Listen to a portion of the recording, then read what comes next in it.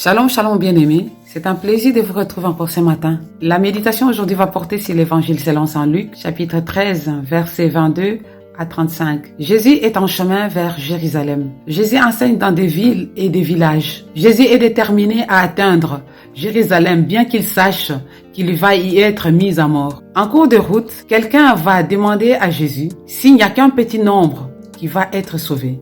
Jésus ne répond pas directement à cette question, mais il va interpeller la personne et ceux qui étaient là à faire des efforts à entrer dans le royaume par la porte étroite. Entrer par la porte étroite, c'est recevoir Christ dans le cœur par la foi, dans la repentance envers Dieu. Dans l'évangile selon saint Jean, au chapitre 10, verset 9, il est écrit « Jésus est la porte qui mène au salut. Jésus est aussi le chemin. » Dans l'évangile selon saint Matthieu, au chapitre 7, verset 14, nous lisons « Étroite est la porte, serrée est le chemin qui mène à la vie, et il y en a peu qui les trouvent. » Nous relevons des interpellations. La première, attention à la distraction. À la personne qui va poser la question à Jésus sur le chemin, Jésus semble dire, au lieu de spéculer sur le sort des autres, au lieu de juger les autres, assure-toi toi-même que tu passeras par la porte aussi étroite et difficile soit-elle. Regarde-toi toi-même et t'y sauver. Au dernier jour, beaucoup chercheront à entrer dans le royaume de Dieu, mais sans y parvenir,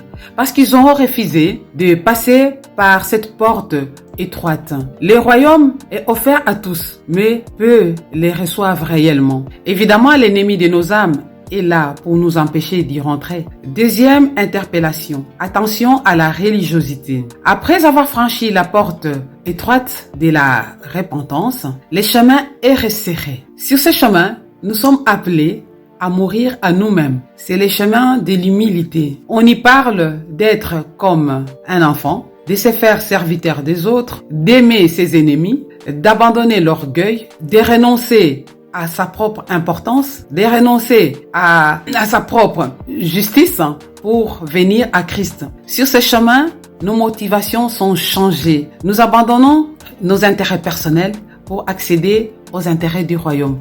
Ainsi, bien-aimés, il ne suffit pas de naître dans une famille chrétienne et d'avoir des parents chrétiens. Il ne suffit pas d'aller à l'église et de participer à des réunions à l'église. Il ne suffit pas de lire la parole de Dieu et de servir à l'église. Tout ça ne donne pas la vie. Il faut accepter de passer par la porte étroite qui est Jésus-Christ. La porte étroite, c'est aussi la porte des brebis. C'est là où les bergers vérifient la bonne santé de chaque brebis et la soignent si possible. C'est là où les bergers vérifient nos motivations et les transforment s'il le faut.